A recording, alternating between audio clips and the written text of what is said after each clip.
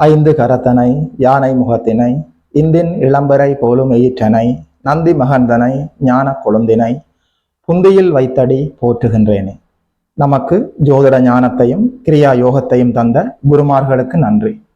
ஜோதிட சொந்தங்களுக்கு வணக்கம். இன்றைக்கு சிறப்பு பார்வையோட வரிசையில கும்பராசிக்கு இந்த குரு பயிற்சி பலன்கள் எப்படி இருக்குன்னு சொல்லி பார்க்கலாம். இதுவரைக்கும் மேஷம், ரிஷபம், மிதுனம், கடகம், சிம்மம், கன்னி, துலாம், விருச்சிகம், தனுசு, மகரம் வரைக்கும் பார்த்தாச்சு. 2025 ஆண்டு மே மாதம் 14ஆம் திகதி 2025 ஆண்டு மே மாதம் 14ஆம் திகதி திருக்கணித பஞ்சாங்கத்தின்படி இந்த வருடம் இந்த மாதம் 14ஆம் திகதி குரு பயிற்சியாகி ரிஷபத்தில் இருந்து மிதுனத்தில் சென்று அமர்ந்திருக்கிறார். கும்பராசிக்கு 5இல் குரு 2, 5, 7, 9, 11ஆம் இடங்கள் குரு சென்று அமர்வதற்கு அற்புதமான இடம். 5இல் அமர்கிற குரு தன்னுடைய சிறப்பு பார்வைகளால அதாவது 9ஆம் இடம், 11ஆம் இடம், ராசி இந்த இடங்களை எல்லாம் பார்க்கிறார். ராசி 5, 9, 11 வலுவடைகிறது.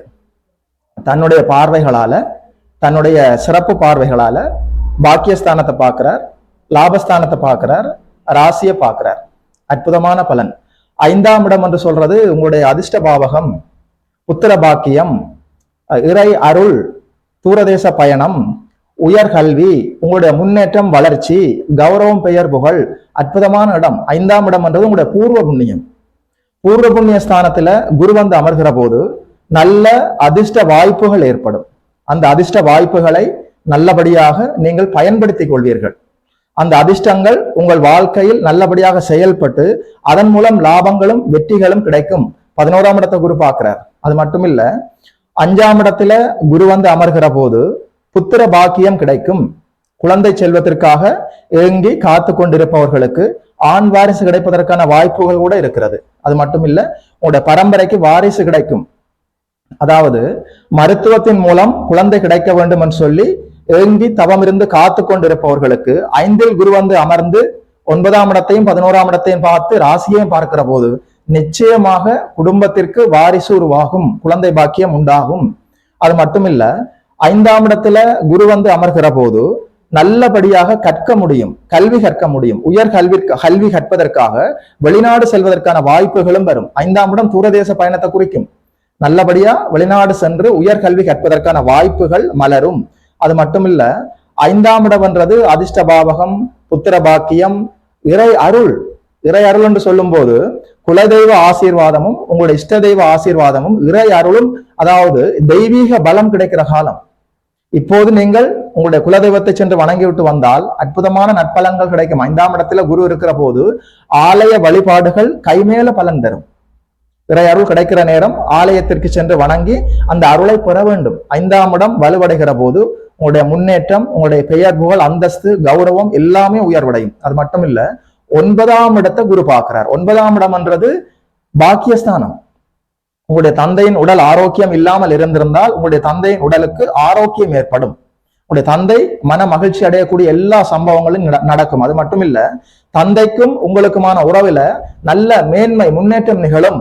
தந்தைக்கும் உங்களுக்கும் இருந்த கருத்து வேற்றுமைகள் நீங்கும். அது மட்டும் இல்ல, அரசாங்க வேலைக்காக காத்து கொண்டிருந்தவர்களுக்கு நல்ல அரசாங்க வேலை கிடைக்கும், உயர் பதவிகள் கிடைக்கும், சம்பள உயர்வு கிடைக்கும்.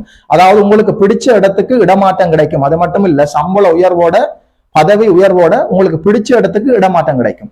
அற்புதமான பொற்காலம். அரசு வழி நன்மைகள் அற்புதமாக இருக்கிறது. அது மட்டும் இல்ல, 9ஆம் இடத்தை குரு பார்க்கிற போது அரசியலில் இருப்பவர்களுக்கு இது ஒரு பொற்காலம். கௌரவ பதவிகள் தேடி வரும்.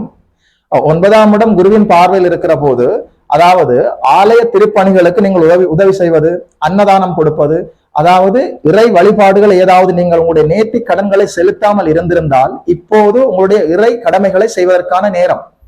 பூர்வ புண்ணியம் வலுத்திருக்குது, பாக்கியஸ்தானம் வலுத்திருக்குது, லாபஸ்தானத்தை குரு பார்க்குது, ராசியை குரு பார்க்குது. என்ன சொல்றதுன்னு எனக்கு தெரியல.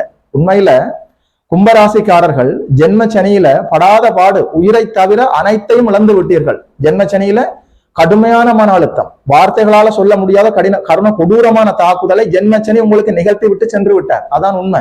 இப்ப இந்த இடத்துல ஒரு ட்விஸ்ட் இருக்குது. அதாவது இப்ப ராசியிலேயே ராகு இருக்கிறார், ஜென்ம ராகுவாக. அப்ப அந்த ராகு ஏதாவது கெடுதல் செய்வாரான்னு கேட்டால் நிச்சயமாக இல்லை. துல்லியமாக என்ன சொல்ல முடியும். குருவின் பார்வையில் இருக்கிற ராகு தன்னுடைய வாளை சுருட்டி கொண்டு இருப்பார். அது மட்டும் இல்ல, அதாவது ராசிநாதன் குருவின் பார்வையில் இருந்தால் எவ்வளவு சிறப்பாக செயல்படுவாரோ அவ்வளவு சிறப்பாக பிரம்மாண்டமாக நன்மைகளை வளர்த்து தருவார். குருவின் பார்வையில் இருக்கிற ராகு இயல்பாகவே நன்மைகளை வளர்த்து பிரம்மாண்டமாக்கி தருவார். அது மட்டும் இல்ல, 11ஆம் இடம் என்று சொல்றது லாபஸ்தானம், ஆதாய ஸ்தானம், வெற்றி ஸ்தானம், இளைய மனைவியை குறிக்கக்கூடிய ஸ்தானம். அது மட்டுமில்ல, உங்களுடைய மூத்த சகோதரத்தை குறிக்கக்கூடிய ஸ்தானம். அதாவது முதலாவது திருமணம் தோல்வி அடைந்து இரண்டாவது திருமணத்துக்காக காத்து கொண்டிருப்பவர்களுக்கு நிச்சயமாக இது பொற்காலம். குரு 11ஆம் இடத்தை பார்க்கிற போது, 9ஆம் இடத்தை பார்க்கிற போது, ராசிய குரு பார்க்கிற போது, 5இல் குரு அமர்கிற போது திருமணம் செய்தால் அந்த வாழ்க்கை நிலைக்கும் நீடிக்கும் பயன் தரும். அற்புதமாக இருக்கிறது. அது மட்டும் இல்ல, 11ஆம் இடம் குருவின் பார்வையில் இருக்கிற போது உங்களுடைய மூத்த சகோதரத்துக்கும் உங்களுக்கும் இடையில கருத்து ஒற்றுமை நிகழும். மூத்த சகோதரங்களால உங்களுக்கு லாபம் ஏற்படும். தொட்டதெல்லாம் துவங்குற பொன்னான காலம். அதாவது உங்களால் நம்ப முடியாது. ஜென்மசனியால கிட்டத்தட்ட தோராயமாக 2.5-3 ஆண்டுகள் கடுமையான மன அழுத்தம், சொல்ல முடியாத வழிகளை சுமந்து விட்டீர்கள். ஆனால் இந்த குரு பயிற்சி கும்ப ராசிக்கு எல்லா நன்மைகளையும் கொண்டு வந்திருக்கிறது. பூர்வ புண்ணியத்தில இருந்து பாக்கியஸ்தானத்தை பார்க்குது, லாபஸ்தானத்தை பார்க்குது, ராசியையே பார்க்குது. எப்போது ஒரு மனிதனுடைய ஜாதகத்துல 1, 5, 9 என்று சொல்லப்படக்கூடிய திரிகோணங்கள் எல்லாம் வலுவடைகிறதோ அந்த மனிதனுக்கு இயல்பாகவே எல்லா நன்மைகளும் கிடைக்கும். எல்லாத்துக்கும் மேலா இறை அருள் கிடைக்கும். பாக்கியஸ்தானம், பூர்வ புண்ணியம், ராசி, லாபஸ்தானம் எல்லாமே அற்புதமாக இருக்கிறதே. தொட்டது துலங்கக்கூடிய பொன்னான காலம். உங்களுடைய பிறந்த ஜாதகத்துல 6, 8 போன்ற பாவத்துவ அவயோக தசாபுத்திகள் நடந்தாலும் கூட 30-35% நன்மைகளை பெறுவீர்கள். அற்புதமாக இருக்கிறது. உங்களுடைய பிறந்த ஜாதகத்துல இப்போது உங்களுக்கு என்ன தசாபுத்தி நடக்கிறது என்பதை உறுதி செய்து கொள்ளுங்கள். நீங்கள் எடுக்கிற முயற்சி எல்லாம் சக்சஸ் ஆகும். வண்டி வாகனம் வாங்கலாம், வீடு வாசல் கட்டலாம், திருமணம் செய்யலாம், கோயில் கும்பாபிஷேகத்துக்கு உதவி செய்யலாம், குழந்தைகளை வெளிநாடு சென்று படிக்க வைக்கலாம். குழந்தை அமைப்புகள் அற்புதமாக இருக்கிறது. தொட்டதெல்லாம் துலங்கக்கூடிய அற்புதமான பொன்னான காலம். சோர்ந்து உட்காரக்கூடாது. உற்சாகமாக எழுந்து சரியான முயற்சிகளில் ஈடுபட்டு நன்மைகளை அடையுங்கள். குருநாதர் ராசியை பார்க்கிறார். ராசியில ராகு இருந்தாலும் குருவின் பார்வையில் இருப்பதால வாளை சுருட்டி கொண்டிருப்பார். பயப்பட தேவையில்லை. நல்ல முயற்சிகளை எடுங்கள். திருமணம் செய்யாதவர்கள் இப்போ திருமணம் செய்யலாம். அந்த வாழ்க்கை நிலைக்கும் நீடிக்கும். கல்வியில முன்னேற்றமாக போகலாம். நல்ல வருமானம் இருக்கும். எல்லாமே நன்மையாக நடக்கக்கூடிய அற்புதமான பொற்காலமாக இந்த குரு பயிற்சி கும்பராசிக்காரர்களுக்கு அமைந்திருக்கிறது. கவலைகளை விடுங்கள். நல்ல முயற்சிகளை எடுங்கள். தொட்டதெல்லாம் துலங்கக்கூடிய பொன்னான காலம். அற்புதமான இந்த காலத்தை பயன்படுத்திக் கொள்ளுங்க. அதாவது குரு பயிற்சி நிகழ்ந்திருக்கிறதுனால உங்களுக்கு ஒரு சில பரிகாரங்களை சொல்கிறேன். அதாவது ஆலங்குடி சென்று குருநாதரை வணங்கலாம். திருச்செந்தூர் முருகப்பெருமானின் திருவடிகளில் சென்று வணங்கலாம். அது மட்டும் இல்ல, வேறு நாடுகளில், குறிப்பாக இங்கே இலங்கையில இருக்கக்கூடிய ஜோதிட சொந்தங்கள், வேறு நாடுகளில் இருக்கக்கூடிய ஜோதிட சொந்தங்கள், உங்கள் அருகிலே இருக்கக்கூடிய முருகப்பெருமானை சென்று வணங்குங்கள். உங்கள் வாழ்க்கையில் ஒரு தடவை வாய்ப்பு கிடைத்தால் தமிழ்நாட்டிலே இருக்கக்கூடிய, இந்தியாவிலே தமிழ்நாட்டிலே இருக்கக்கூடிய ஆலங்குடி சென்று குரு பகவானை வணங்குங்கள். அங்கே இருக்கக்கூடிய திருச்செந்தூர் முருகப்பெருமானை சென்று வணங்குங்கள். வாழ்வில் ஒரு தடவை திருச்செந்தூர் முருகப்பெருமானை சென்று வணங்குபவர்கள் குரு அருளுக்கு பஞ்சமே இருக்காது. குரு பிரகஸ்பதியை போல திருச்செந்தூர் முருகப்பெருமான் எப்போதுமே செயல்படக்கூடியவர். கலியுகத்துல திருச்செந்தூர் முருகப்பெருமான் கண்கண்ட தெய்வம்.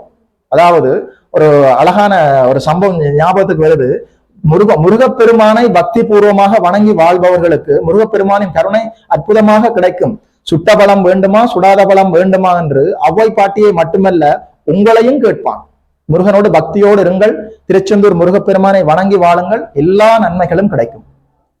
யோகி மதன் அஸ்ட்ரோஸ் என்ற யூடியூப் சேனலை சப்ஸ்கிரைப் செய்திருக்கின்ற அனைத்து தோழர்களுக்கும் தோழிகளுக்கும் என் மனப்பூர்வமான நன்றிகள். இதுபோல இன்னும் ஒரு அற்புதமான வீடியோவில் சந்திக்கிறோம். நமஸ்காரம்.